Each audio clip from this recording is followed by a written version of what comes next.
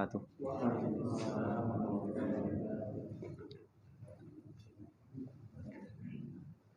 Innal hamdalillah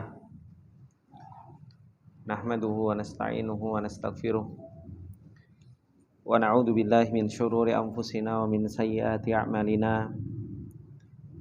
May yahdihillahu fala mudilla lahu wa may yudlil fala hadiyalah. Asyhadu an la ilaha illallah wahdahu la syarikalah wa asyhadu anna Muhammadan abduhu wa rasuluh. Salawatullahi wa salamuhu alaihi wa ala alihi wa sahbihi wa man tabi'ahum bi ihsanin ila yaumiddin. Allahumma la ilma lana illa ma 'allamtana innaka antal alimul hakim. Allahumma arzuqna ilman nafi'an wa rizqan thayyiban wa amalan mutaqabbala. Allahumma 'allimna ma yanfa'una wa zidna ilma. Rabbi shrah li sadri wa yassir li amri wahlul 'uqdatam min lisani yafqahu qawli. Rabbi zidna ilma warzuqna fahma. Ikhwani fillah rahimani wa rahimakumullahu jami'an.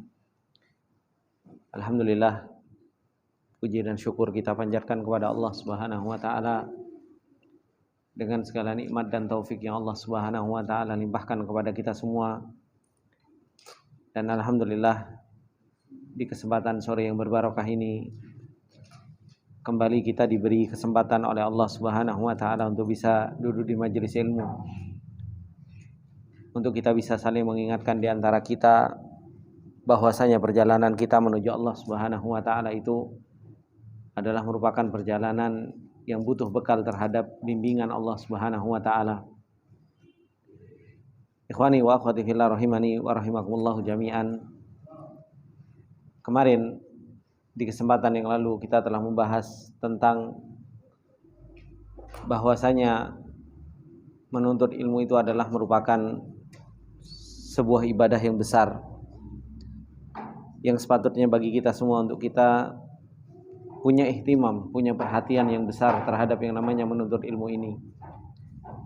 Bahkan kita telah mempelajari bagaimana para salafus saleh dahulu mereka belajar.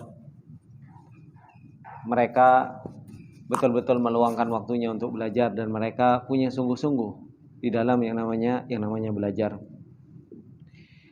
Kemudian yang ketiga yang disebutkan oleh beliau Syekh Muhammad bin Shalih bin Ishaq, termasuk di antara sebab kita semangat di dalam menuntut ilmu, kata beliau, idraku fadlil ilmi asyar'i wa syarafihi, mengetahui tentang keutamaan ilmu syar'i dan mengetahui tentang mulianya ilmu syar'i tersebut. Kalau seseorang mengetahui tentang keutamaan, mengetahui tentang kemuliaan ilmu syar'i tersebut, maka seseorang akan semangat di dalam menuntut ilmu. Terkadang seseorang di dalam urusan dunianya, di dalam urusan yang berkaitan dengan masalah urusan-urusan selain daripada ilmu ini, betapa banyak orang tahu tentang kemuliaan sesuatu dan dia mengejar sesuatu tersebut karena dia mengetahuinya. Maka begitu pula seseorang itu kalau pengen semangat di dalam menuntut ilmu syar'i harus mengetahui tentang keutamaan dan kemuliaan ilmu syar'i tersebut. Beliau mengatakan al-hukmu 'ala syai'i far'un an tasawwurihi wa idraki khasaisihi wa mazayahu. Wa hadza amrun muttafaqun alaihi bainal uqala'i jami'an. Kata beliau, menghukumi atas sesuatu, kalau seseorang menghukumi atas sesuatu, itu adalah merupakan cabang dari apa? Tasawwurihi. Cabang dari dia memahami sesuatu tersebut. Orang pengen menghukumi ilmu syar'i itu mulia. Enggak mungkin seseorang itu mengatakan bahwasanya ilmu syar'i itu mulia kecuali apa? Dia punya tasawur tentang ilmu syar'i. Dia punya gambaran tentang ilmu syar'i tersebut. Wa idraku khasaisihi wa mazayahu, dan dia mengetahui tentang kekhususan dan spesialnya dari ilmu syar'i tersebut. Maka seperti itu, dan ini adalah merupakan perkara yang muttafaq bagi seluruh orang yang punya akal. Atau antum menghukumi sesuatu. Enggak mungkin antum menghukumi sesuatu kecuali apa? Kecuali antum punya tasawur, punya gambaran tentang sesuatu tersebut. Kalau antum tiba-tiba menghukumi sesuatu tanpa antum punya gambaran, Ya kan? Antum pengen mengatakan bahwasanya seumpamanya bahwasanya apa? Permainan bola. Antum nggak tahu bagaimana permainan bola, nggak punya tasawur, nggak punya gambaran tentang permainan bola. Ya kan? Nggak tahu bagaimana peraturannya dan lain sebagainya. Kemudian antum mengatakan bahwasanya apa? Bola kalau kena kepala nggak boleh. Ini nggak benar hukum seperti itu. Kenapa? Wah, antum nggak tahu apa-apa tentang bola kok, ya kan? Tentang sepak bola. Tapi kalau antum tahu hukum tentang bola, antum punya gambaran tentang bola. Kalau dipegang tangan, handsball seumumnya, ya kan? Kalau keluar dari garis maka dia out dan lain sebagainya. Antum punya gambaran tersebut. Kemudian antum menghukumi sesuatu ketika dia keluar bolanya, oh itu out. Antum bisa tahu dari mana? Karena kita sudah punya gambaran. Sama. Seseorang itu menghukumi hukum syar'i, ilmu syar'i itu punya kemuliaan. Menghukumi sesuatu itu karena apa? Karena seseorang itu punya tasawur, punya gambaran dan mengetahui tentang kekhususan dan mazayanya, yaitu kelebihan-kelebihan dari ilmu syar'i. Kemudian beliau mengatakan wahada al-ilmu syar'i, dan ini ilmu syar'i syarrafahu al-Maula jalla wa ala bimazaya adidatin. Dan ilmu syar'i ini Allah Subhanahu wa taala telah muliakan dengan perkara-perkara yang apa? Yang sangat banyak. Wa khassahu bi khasaisi faridatin. Begitu pula Allah Subhanahu wa taala tengah mengkhususkan dengan pengkhususan yang banyak juga. Lam yaj'alha subhanahu li siwahu minal ibadat. Yang Allah Subhanahu wa taala tidak menjadikan bagi selainnya dari ibadah-ibadah yang lain. Padahal ibadah banyak, tapi ternyata ilmu syar'i ini punya kekhususan, punya kemuliaan, punya perbedaan yang begitu banyak yang dikhususkan oleh Allah Subhanahu wa taala yang itu tidak ada di dalam ibadah-ibadah yang lain. Maka beliau mengatakan fata'ammal ma'i, maka coba fikirkan bersamaku, kata beliau. Akhil Habib, wahai saudaraku yang aku cintai, hadhihi al-qabasatil yasirah an syarafil ilmi syar'i wa fadlihi. Ini sedikit tentang kemuliaan ilmu syar'i dan apa? Dan keutamaan dari ilmu syar'i. Nah, orang kalau pengen semangat di dalam menuntut ilmu syar'i, ya seseorang itu harus terus istisyar. Harus terus didatangkan di dalam dirinya kemuliaan dari ilmu syar'i tersebut. Bahwasanya ilmu ini adalah merupakan ilmu yang dimuliakan oleh Allah Subhanahu wa taala. Yang pertama kata beliau, istashhadar Rabbu jalla wa ala ahlal ilmi ar-rabbaniyin ala ajalli mashhudin wa a'zami haqiqatin ala wahiyya tauhidullah ta'ala wa ifraduhu duna siwahu bil uluhiyyati faqala ta'ala syahidallah annahu la ilaha illa huwa wal malaikatu wa ulul ilmi qa'iman bil qista.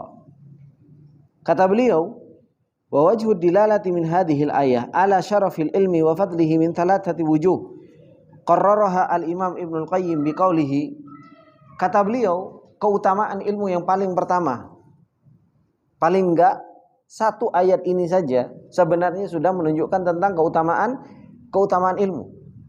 Kata beliau, Allah Subhanahu wa taala menjadikan ahlul ilm ar-rabbaniyin, orang yang membawa ilmu, dijadikan oleh Allah Subhanahu wa taala untuk istashhada, diminta untuk menyaksikan. Apa yang disaksikan? Ala ajalli masyhudin, sesuatu yang paling mulia untuk disaksikan. Sesuatu yang paling mulia untuk disaksikan. Dan sesuatu yang paling agung hakikatnya. Ala wahiyya tauhidullah, yaitu apa? Tentang mentauhidkan Allah Subhanahu wa taala dan pengesaan Allah Subhanahu wa taala tanpa selain Allah Subhanahu wa taala di dalam uluhiyah. Ketika Allah Subhanahu wa taala mengatakan syahidallah, Allah telah bersaksi bahwasanya tidak ada sesembahan yang hak kecuali Dia, dan para malaikat bersaksi dan orang-orang ilmu bersaksi. Jadi yang bersaksi yang Allah Subhanahu wa taala sebutkan bahwasanya tidak ada sesembahan yang hak kecuali Allah, itu adalah merupakan tiga asnaf ini. Pertama Allah, kemudian para malaikat, kemudian pembawa ilmu. Coba kalau seseorang diajak sama orang mulia untuk mempersaksikan sesuatu yang mulia, kira-kira apa? Sebuah kehormatan atau tidak? Sebuah kehormatan. Antum diundang sama Pak Presiden, tiba-tiba disebut nama antum, Mas Muhari, undangan buat Mas Muhari, ya. Diundang Pak Jokowi, ya, karena belum Pak Prabowo kan. Diundang Pak Jokowi untuk menyaksikan sesuatu yang hebat di dalam diri Pak Jokowi. Gimana? Ini sesuatu yang mengagumkan. Pasti apa? Ada sesuatu mizat. Kenapa kok Mas Muhari yang diundang? Gitu. Kenapa enggak yang lain? Pasti apa? Ada sesuatu kelebihan di dalam diri seseorang tersebut, sehingga apa? Sehingga orang tersebut bisa diundang sama Pak Presiden untuk menyaksikan sesuatu yang paling penting dalam urusan presiden tersebut. Itu presiden. Bagaimana dengan Allah Subhanahu wa taala? Yang Allah Subhanahu wa taala mempersaksikan tentang tauhid, dan yang diajak untuk mempersaksikan itu ahlul ilm, orang-orang yang membawa ilmu. Oleh karena itu dikatakan oleh beliau, sisi pendalilan dari ayat ini yang menunjukkan tentang keutamaan ilmu, tentang kemuliaan ilmu, itu dari 3 sisi. Dan itu disebutkan oleh Ibnul Qayyim rahimahullah ta'ala di dalam perkataannya. Yang pertama, kata Ibnul Qayyim rahimahullah ta'ala, Anna Allah ta'ala istashhadal ulama'a duna ghairihim min sairil bashar. Allah Subhanahu wa ta'ala meminta para ulama, ya kan, untuk bersaksi. Selain para ulama dari manusia-manusia yang lain itu tidak dijadikan untuk bersaksi. Hanya orang-orang yang membawa ilmu saja yang diajak oleh Allah Subhanahu wa taala dan disebutkan oleh Allah Subhanahu wa taala. Wa hadza dalilu fadlihim. Ini menunjukkan tentang kemuliaan pembawa ilmu. Jadi apa? Padahal manusia itu banyak. Tapi yang disebutkan oleh Allah Subhanahu wa taala itu pembawa ilmu yang diajak untuk bersaksi tentang apa? La ilaha illallah. Yang diajak untuk bersaksi tentang la ilaha illallah. Kemudian wasaniha, yang kedua kata Ibnu Qayyim rahimahullahu taala, annallaha ta'ala qarana syahadatal ulama bi tauhidillah wa infiradihi bil uluhiyah bi syahadatihi jalla wa ala li nafsihi bi hadzal amr. Yang kedua, Allah Subhanahu wa taala menggandengkan antara persaksian Allah dengan persaksian para ulama. Berkaitan dengan masalah apa? La ilaha illallah. Ketika Allah Subhanahu wa taala menggandengkan, ini menunjukkan tentang apa? Kemuliaan para ulama. Coba kalau seandainya nama seseorang itu digandengkan dengan orang yang mulia di dunia, yang bersaksi di dalam urusan ini adalah si fulan, Pak Presiden, kemudian bersaksi si fulan, kemudian bersaksi si fulan. Wah, ini akan menjadi sebuah kemuliaan. Pasti apa? Tuh lihat, namaku saya disebutin gitu. Apalagi dicatat gitu kan, di sebuah monumen yang bersaksi gitu. Ini adalah sebuah kemuliaan. Nah, ini Allah Subhanahu wa taala cantumkan ahlul ilm yang dia bersaksi tentang la ilaha illallah di mana? Dicantumkan di dalam Al-Qur'an. Kemudian yang ketiga, wasalituha. Yang ketiga kata beliau, anna fi dhimni hadzal istishhad tazkiyatan lil ulama wa ta'dilan lahum. Ketika Allah Subhanahu wa taala menyebutkan para ulama sebagai orang yang bersaksi tentang la ilaha illallah ini, pada hakikatnya ini apa? Dalam keadaan tazkiyah. Tahu tazkiyah? Apa? Rekomendasi bagi para ulama yang menunjukkan bahwasanya mereka itu adalah orang yang adil, orang yang bertakwa kepada Allah Subhanahu wa taala. Bahwasanya mereka adalah orang yang akan menegakkan hujahnya Allah Subhanahu wa taala di muka bumi ini. Li'annallaha la yastashhidu min khalqihi illal udul. Karena Allah tidaklah meminta persaksian dari hamba-hambanya kecuali mereka orang-orang yang adil, orang-orang yang bertakwa kepada Allah Subhanahu wa taala. Ini ayat yang pertama yang menunjukkan tentang apa? Keutamaan orang-orang yang mereka menuntut ilmunya Allah Subhanahu wa taala, mencari ilmunya Allah Subhanahu wa taala, menuntut ilmu syar'i. Oleh karena itu orang yang membawa ilmu syar'i, mereka adalah orang-orang yang harusnya memantaskan diri untuk dipilih sama Allah dan dimuliakan oleh Allah Subhanahu wa taala. Kemudian ini yang pertama. Yang kedua, ayat yang kedua tentang kemuliaan ilmu syar'i. Kata beliau, amara Rabbu tabaraka wa ta'ala rasulahu alaihi salatu wassalam. Allah memerintahkan kepada Rasulnya alaihi salatu wassalam, ayyatuhu wa yas'alahu ayyazidahu minal ilmin nafi. Faqala ta'ala li nabihi wa qur rabbi zidni ilma. Allah Subhanahu wa taala memerintahkan kepada Rasulullah untuk berdoa dan meminta kepada Allah Subhanahu wa taala itu untuk menambahkan ilmu yang bermanfaat. Tidak ada Rasulullah Sallallahu Alaihi Wasallam diperintahkan, ya Allah, wahai Rasul, mintalah harta kepadaku. Enggak diperintahkan. Wahai Rasul, minta istri. Enggak diperintahkan. Tapi diperintahkan oleh Allah Subhanahu Wa Taala, waqul, katakanlah Muhammad, Rabbi zidni ilma. Tambahkanlah untukku ilmu yang nafi. Kalau Allah Subhanahu Wa Taala memerintahkan kepada Rasulullah Sallallahu Alaihi Wasallam untuk Rasulullah meminta ilmu yang bermanfaat, maka apa? Menunjukkan ini adalah sesuatu yang paling berharga. Kalau enggak mungkin Allah Subhanahu Wa Taala memerintahkan. Maka beliau mengatakan, Jalla fi alahu lam ya'murhu bid-du'ai bil izdiyadi min ayyi syai'in siwal ilmi syar'i wa ma dzaka illa li fadli ilmi wa syarafihi.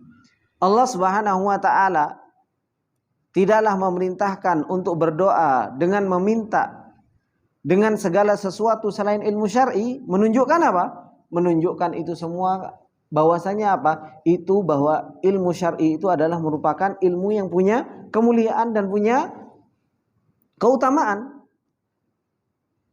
Warifati qadrihi indahu tabaraka wa ta'ala, dan tinggi kadarnya di sisi Allah Subhanahu wa taala. Makanya apa?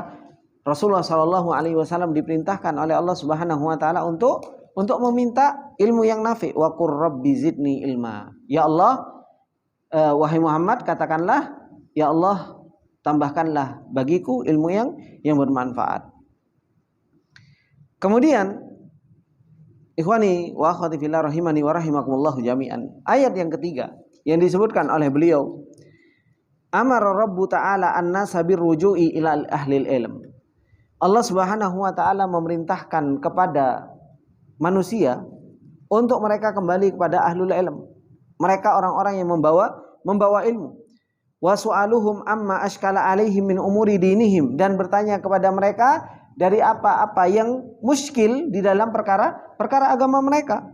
Wa ja'ala dzalika fardhan wajiban, dan menjadikan itu sesuatu yang wajib bagi mereka.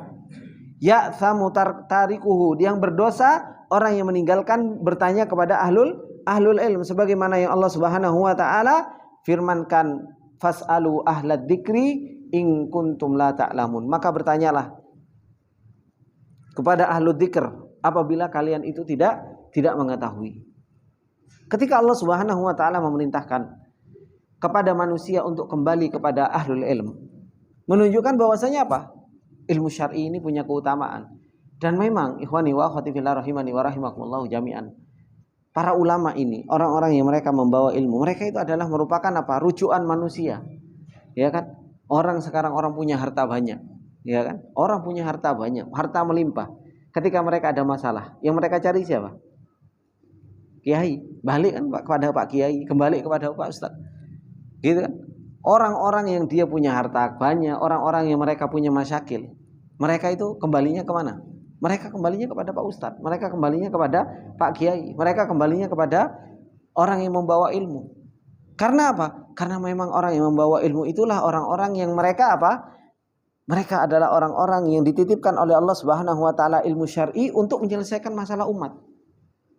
Sekarang gimana mau menyelesaikan masalah umat? Masalahnya sendiri aja banyak gitu kan. Ya kan? Yang membawa ilmu sendiri ahlul masyakil, susah. Yang membawa ilmu sendiri mereka orang yang enggak bisa menyelesaikan masalah dengan ilmu syar'i. Gitu. Enggak bisa bermuamalah dengan Allah Subhanahu wa taala. Maka gimana mereka mau menyelesaikan masalah? Sampai ada ikhwan datang ke anak, Ustaz, ana itu punya permasalahan keluarga. Sudah tanya sama Ustaz Fulan. Banyak sekali Ustaz Fulan.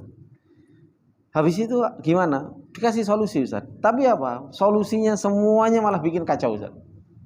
hubungan dengan keluarga. Ana bilang, yang Ustadz Fulan yang ngasih solusi. Ustadznya sendiri juga kacau dalam urusan rumah tangganya. Kok gitu kok mau ngasih solusi? Dirinya sendiri nggak bisa menyelesaikan masyakil, padahal dia katanya pembawa ilmu. Harusnya pembawa ilmu itu adalah orang yang bisa menyelesaikan urusan dia sendiri dan bisa menyelesaikan urusan umatnya, gitu loh. Bisa menyelesaikan urusan umatnya. Kenapa? Karena ahlul ilmi itu Allah Subhanahu wa taala perintahkan fas'alu ahlad dzikri in kuntum la ta'lamun. Tanya kepada ahlul dzikr apabila kalian tidak mengetahui. Yang lebih parah lagi, sekarang itu subhanallah, terkadang kita mau tanya kepada ustadz. Kemarin itu anak dikasih tahu sama istri. Mas, ada teman mau tanya sama ustadz. Terus ternyata sama adminnya dikirimin apa? Dikirimin formulir pendaftaran. Formulir pendaftaran untuk bertanya dan berkonsultasi. Dan di bawahnya itu bisa konsultasi online, bisa konsultasi offline. Konsultasi online per setengah jam sekian, per 1 jam sekian.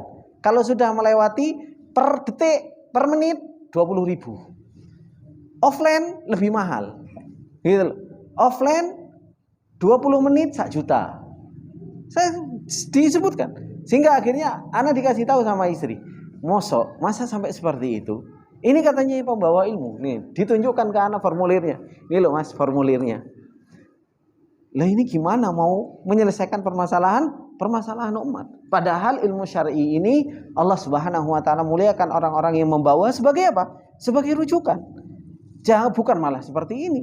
Orang malah sulit untuk berkonsultasi, orang sulit untuk mereka apa? Bertanya.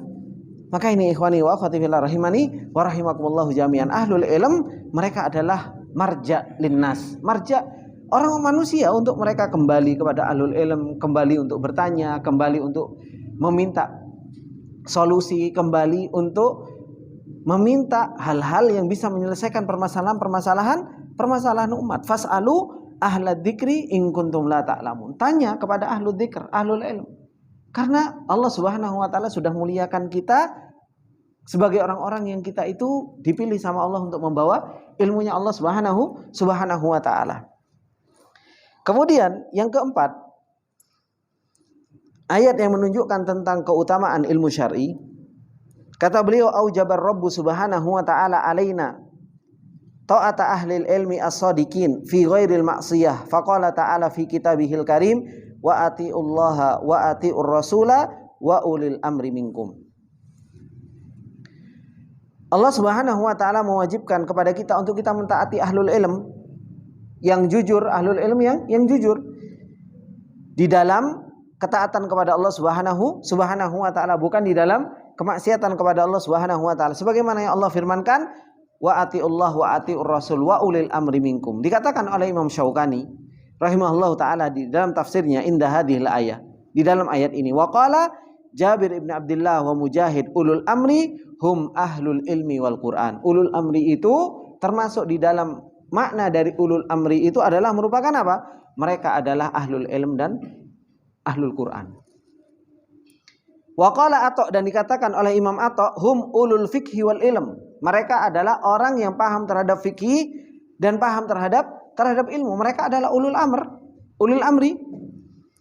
Wa qala Abu Hurairah, dikatakan oleh Abu Hurairah, humul umara, mereka adalah pemimpin. Warraji annal ayah tashmilu sinfaini jami'an, dan yang raji, yang dimaksud dengan ulul amri itu dua hal tersebut, masuk kedua-duanya. Yang ulul amri yaitu pemerintah, kita wajib untuk taat terhadap pemerintah selama dalam ketaatan, dan yang dimaksud dengan ulul amri masuk ke dalamnya ahlul ilm, ahlul Quran, ahlul fikih. Masuk ke dalam ulul amri, diperintahkan oleh Allah Subhanahu wa taala untuk mentaatinya. Maka ini ikhwani wa akhwati fillah rahimani wa rahimakumullah jami'an. Dan begitu banyak ayat-ayat yang menunjukkan tentang apa? Keutamaan dari menuntut ilmu. Ikhwani wa akhwati fillah rahimani wa rahimakumullah jami'an. Insyaallah kita akan lanjutkan di kesempatan yang akan datang, masih membacakan tentang apa? Keutamaan dari dari ilmu syar'i dan kemuliaan dari ilmu syar'i ini, dari ayat-ayat Allah Subhanahu wa taala yang terus harus kita apa? Istisyar. Ketika kita mau menuntut ilmu, malas dalam menuntut ilmu, coba datangkan. Datangkan dalam diri kita, oh ternyata belajar ilmu syar'i itu penting. Kenapa? Allah Subhanahu wa taala jadikan orang yang membawa ilmu dijadikan bersaksi bersama Allah.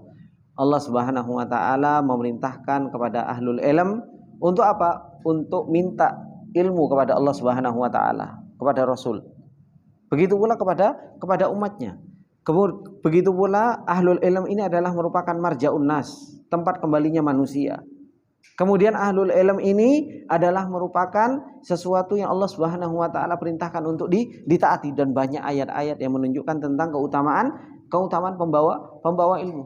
Oleh karena itu, kalau seseorang malas-malesan di dalam menuntut ilmu, apalagi yang mau dicari tentang kemuliaan di dalam kehidupan. Kalau seseorang dengan kemuliaan, sebab kemuliaan saja seseorang itu tidak mau menjalaninya.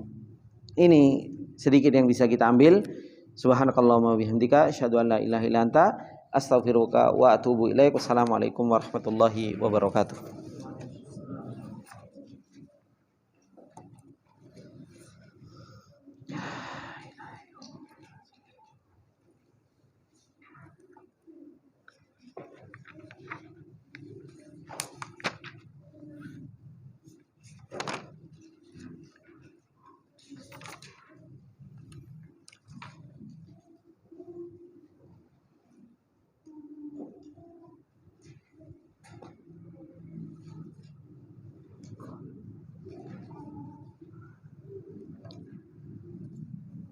Baik.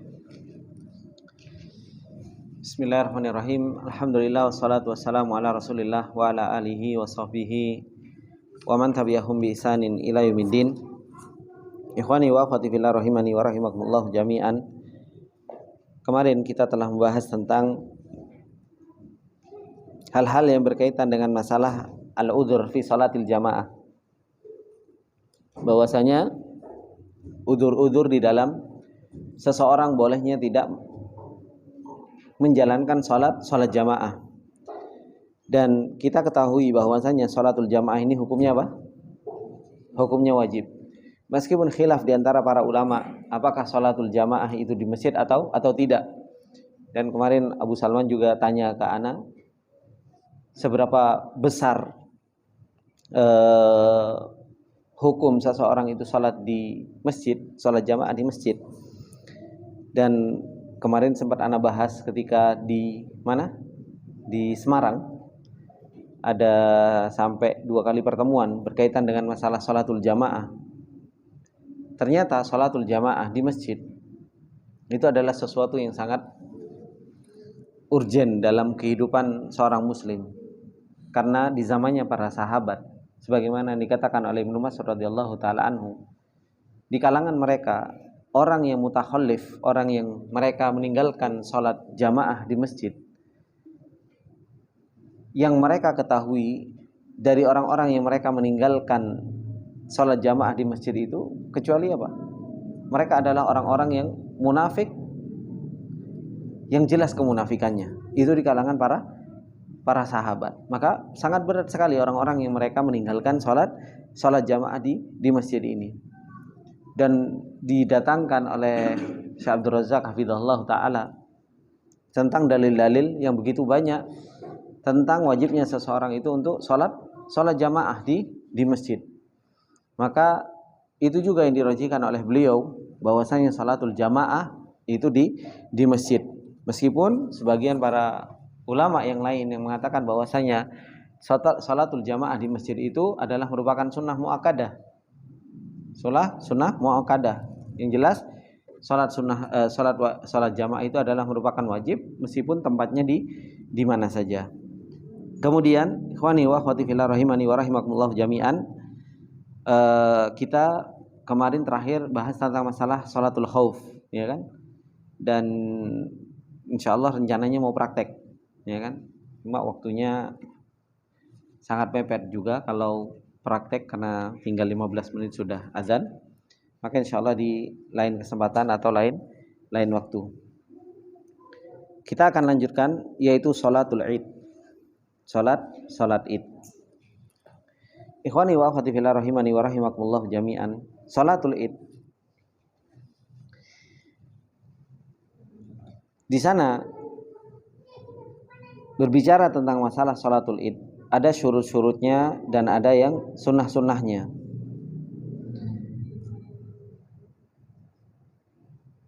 Berbicara tentang masalah salatul Id ini, apa hukum dari salatul Id ini? Para ulama sendiri berbeda pendapat tentang masalah salat Id. Ada yang mengatakan ini adalah merupakan fardu ain.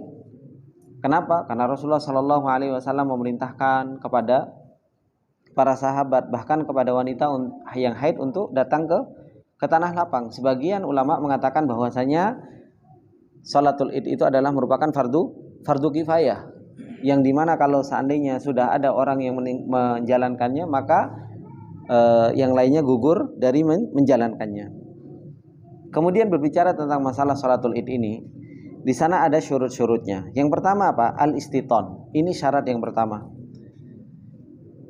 Al-istiton. Bahwasanya didirikannya salat Id itu adalah merupakan tempat yang ditinggali orang. Gitu. Tempat yang ditinggali orang. Kalau di situ nggak ada kampung, nggak ada apa dan sebagainya, kemudian antum menjalankan salat Id di situ, maka nggak sah. Maka syaratnya itu harus al-istiton, tempat yang ditinggali oleh orang-orang. Kemudian waktunya, masuk waktu salatul Id. Kapan masuk waktu salat Id? Itu min irtifa'i syamsi ila qubaili zawal. Dari matahari meninggi sampai apa? Sampai sebelum zawal, sampai sebelum duhur. Nah, kalau seseorang mau melakukan salat Id, jam 10, sah atau enggak? Ya sah-sah saja. Seseorang mau melakukan salat Id jam 11, sah apa enggak? Ya sah-sah saja gitu loh. Enggak masalah gitu loh. Cuma masalahnya di situ ada sunnahnya. Kalau salat Idul Fitri, maka sunnahnya di apa? Salat sunnah Idul Fitri, sunnahnya di apa? Diakhirkan. Ya kan? Karena apa? Memberi kesempatan kepada orang-orang untuk apa? Untuk membayar zakat gitu loh. Kalau salat Idul Adha sunnahnya untuk dipercepat. Supaya apa? Supaya seseorang itu bisa segera untuk apa? Untuk menyembelih hewan kurbannya. Ini sunnah yang diajarkan oleh Rasulullah Shallallahu Alaihi Wasallam. Kalau seandainya seseorang mau melakukan salat Idul Fitri kita laksanakan jam 9 semuanya. Ya nggak masalah. Cuma paling antum, kok aneh men gitu.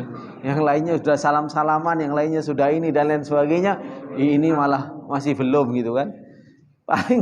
Paling kan wajaran apa maneh kan seperti itu. Padahal apa? Waktunya sah-sah saja.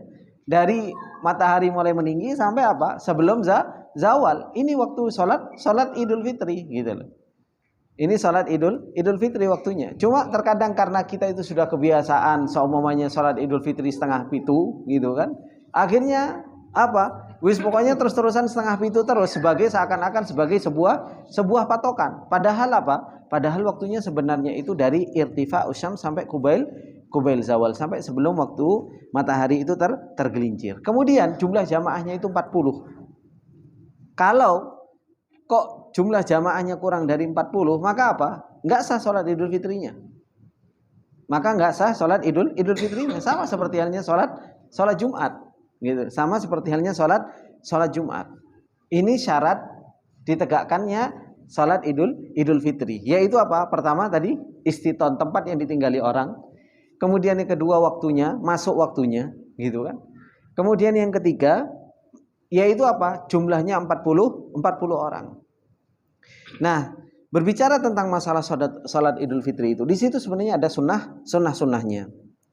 Yang pertama apa? Al-aqlu qabla salati Idul Fitri wa ba'dal adha li mudahhi. Yaitu apa? Makan sebelum salat Idul Fitri. Jadi sebelum salat Idul Fitri itu makan, ini sunnahnya. Entah makan kurma, entah makan roti, entah makan apa. Wa ba'dal adha. Kalau salat Idul Adha, setelah Idul Adha, sunnah makannya itu kapan? Setelah Idul Adha, setelah salat. Bagi orang yang dia menyembelih, dan disunahkan makan dari sembelihannya. Gitu. Sunnahnya makan dari sembelihannya, gitu. Makanya kalau orang Idul Adha selesai sholat, bismillah langsung sembelih, langsung masak, gitu, langsung dimasak, gitu loh. Dan makan dari sesembelihannya tersebut, gitu. Itu sunnahnya seperti itu. Kita nyembelih tapi makannya apa? Nasi uduk, gitu. Makanya nasi uduk. Maka sunnahnya itu sebenarnya makan dari sesembelihan tersebut. Dan itu yang kita dulu praktekkan ya, ketika anak dulu di Yaman, kita praktekkan seperti itu. Kalau Idul Adha, habis sholat Idul Adha itu langsung nyembelih, kemudian langsung dimasak dagingnya, kemudian langsung kita makan. Gitu. Kalau kita kan enggak, sibuk ngurusi ususnya, gitu kan. Diurusi, sibuk ngurusi kulite, gitu kan. Nah, gitu kan seperti itu kita. Makanya mending malam besok Pak masih Pak. Kenapa? Masalahnya kita itu mau makan daging itu kan kalau digulai, kalau disate, masaknya kesuwen. Kalau kita di sana kan nyemplung ke air panas, cemplungkan aja sudah. Kan seperti itu, cemplungkan kasih air panas, makan sudah enak gitu kan. Maka ini sunnahnya. Jadi makan sebelum sholat Idul Fitri ini sunnah. Dan makan setelah sholat Idul Adha bagi yang menyembelih. Kemudian disunahkan juga apa? Al-ightisal wa tajammul. Disunahkan untuk mandi, disunahkan untuk bersih-bersih, disunahkan untuk apa? Memperhias diri ketika sholat Id. Ini sunnahnya, gitu loh. Ini sunnahnya. Jangan kita dulu subhanallah sebelum kita kenal ngaji sunnah, kita mau sholat Idul Fitri, coba kita bangun jam 3 kan, bangun jam 3, mau mandi gitu kan, wis disuruh apa dan sebagainya. Setelah kenal sunnah, tangi nih wis telat, sailer-ilerit gawa gitu kan. Jadi kadang nggak perhatian terhadap yang namanya sunnah gitu loh. Pakai pakaiannya juga yang biasa. Kalau dulu kalau hari raya gimana? Pakai pakaiannya yang baru, yang bagus gitu kan. Memang sunnahnya apa? Memang sunnahnya ikhtisal dan tajammul, yaitu apa? Mandi dan dia memperhias diri gitu loh. Sunnahnya untuk mandi dan memperhias diri. Kemudian sunnahnya juga apa? Fi sahra'in qaribah, yaitu di tanah lapang. Sunnahnya itu di tanah lapang yang dekat. Sunnahnya di tanah lapang yang dekat. Kemudian juga sunnahnya itu apa? At-tabkiru wal masyi ilaiha. Disunnahkan untuk bersegera dan berjalan menuju ke tempat tanah lapang tersebut. Sunnahnya itu at-tabkir, yaitu bersegera, dan apa? Wal masyi ilaiha, berjalan menuju ke tempat tersebut. Ya? Nah, iya. Jalan gitu kan. Sekarang motoran semuanya gitu kan. Makanya nggak sehat-sehat gitu. Rumahnya di sini sampai sini aja motoran gitu kan. Allah musta'an. Kemudian disunahkan bagi imam untuk apa? Qiraatul a'la wal ghasyiyah. Membaca surat al-a'la dan membaca surat al-ghasyiyah. Kemudian disunahkan untuk apa? Al-khutbatani ba'daha. 2 khutbah setelahnya. Antum berapa khutbah? 1 kan? Iya, 1. Kalau madhab Syafi'i sama Hambali 2 khutbah. 2 al-khutbatani ba'daha, 2 khutbah. Hambali. Nah, jadi 2 khutbah. Gitu. Kalau antum melakukan 2 khutbah, bingung orang-orang ini gimana gitu. Apa? Jumatan atau apa? Khutbah, duduk kemudian berdiri lagi. Seperti halnya khutbah Jumat. Dan khutbahnya itu kapan? Setelahnya. Khutbah itu setelah sholatnya. Sempat terjadi di zaman khalifah siapa lupa namanya. Itu apa? Khutbahnya diawalkan daripada sholatnya. Kenapa? Karena ketika habis sholat orang-orang itu apa? Pulang, nggak mendengarkan khutbahnya. Akhirnya apa? Diganti khutbahnya di awal, baru setelahnya sholat. Dan ini menyelisih sunnah. Menyelisih sunnah dan ditegur oleh para ulama. Kemudian sunnah juga yaitu apa? At-takbirat az-zawaid. Takbir tambahan 7 kali. Fil ula 6 takbir, kemudian fitsaniyah 5 takbir. 5 takbir. Nah, ini hukumnya apa? Sunnah. Terkadang kalau imam lupa, Allahu Akbar, kayaknya ini gimana ini, bingung kan? Padahal ya hukumnya ya sunnah. Ya kalau nggak dilakukan ya nggak apa-apa. Nggak masalah. Kemudian yang disunahkan juga apa? Mukhalafatut thariq, menyelisihi jalan. Jadi jalan berangkat sama jalan pulang itu beda. Gitu loh, beda. Kalau semuanya Pak Abdul Qadir awalnya lewat sini, nanti pulangnya lewat sini, gitu. Mukhalafatut thariq. Harus sunnahnya untuk menyelisihi jalan. Ini sunnah-sunnah di dalam sholat Id yang seseorang itu harus betul-betul memperhatikannya. Maka kalau berbicara tentang masalah sholat Id, maka di sana yang pasti akan dibicarakan yaitu apa? Hukumnya. Apa hukum sholat Id? Kemudian syurut ditegakkan sholat Id. Kemudian apa? Sunnah-sunnah sholat Idul Fitri. Ini permasalahan, 3 permasalahan yang harus seseorang itu tahu di dalam sholat Id. Yang harus paham di dalam sholat Id. Ada yang ditanyakan sholat Id? Ya Mas. 2 kloter, 3 kloter. Kenapa Mas? Oh, cari karya yang lapangan. Hah? Kalau apa Mas? Memang ada. Melakukan dibagi-bagi, nggak masalah sebenarnya. Iya, nggak masalah.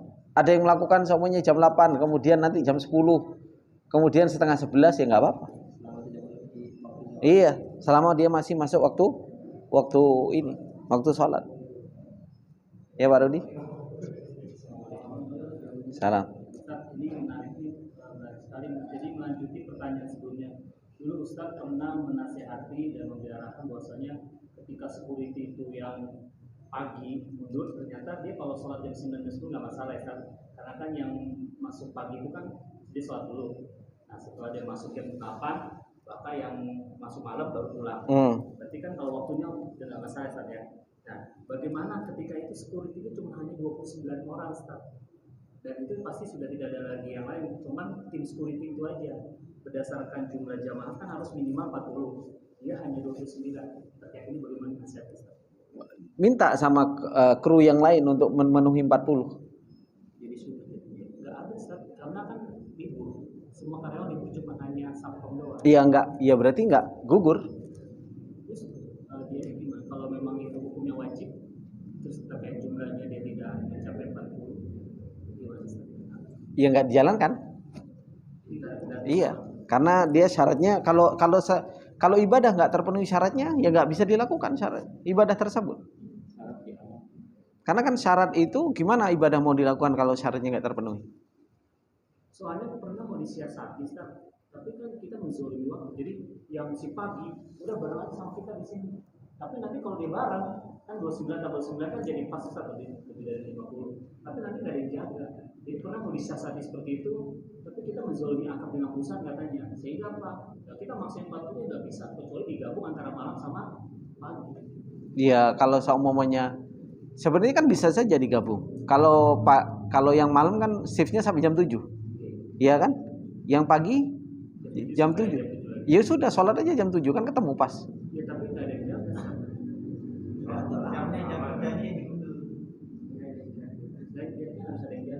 Kalau digabung kan pasti kan ada yang jaga, ada yang sholat. Jadi sampai dia mengatakan kalau gitu kita zolim dong, kita maksain ternyata nggak ada yang jaga tuh nanti, karena ditarik orang itu supaya mencapai minimal 40 orang. Iya sudah, kalau nggak sampai ya nggak usah dipaksakan. Iya. Ya kembali kepada hukum masing-masing. Kalau dia meyakini fardu ain, ya tinggal dia mau berani nggak dia. Kalau saya berpendapat bahwasanya itu fardu ain semuanya, ya kan? Saya berani meninggalkan kerjaan daripada saya harus meninggalkan fardu ain. Apanya? Loh, itu khilaf di antara para ulama. Kalau semuanya kita mengatakan ini pendapat siapa? Semuanya seperti itu. Semuanya ini ada pendapat ulama yang mengatakan fardu ain. Ahlul hadis mengatakan fardu ain. Kemudian terus seseorang karena dia benturan sama kerjaan, anak mau cari yang enak, enggak bisa fikih seperti itu. Kembali kepada dalil. Kan seperti itu. Apa? Jumhur sendiri, Allahu a'lam, apakah anak enggak harus anak ulang lagi, harus anak baca lagi jumhur ulama itu apakah mereka berpendapat fardu ain atau fardu kifayah? Seperti itu. Harus anak balik ke kitab besar seperti itu. Ada yang lain? Enggak ada. Dan insyaallah kita cukupkan. Subhanakallahumma wa bihamdika asyhadu an la ilaha illa anta astaghfiruka wa atubu ilaik. Assalamualaikum warahmatullahi wabarakatuh.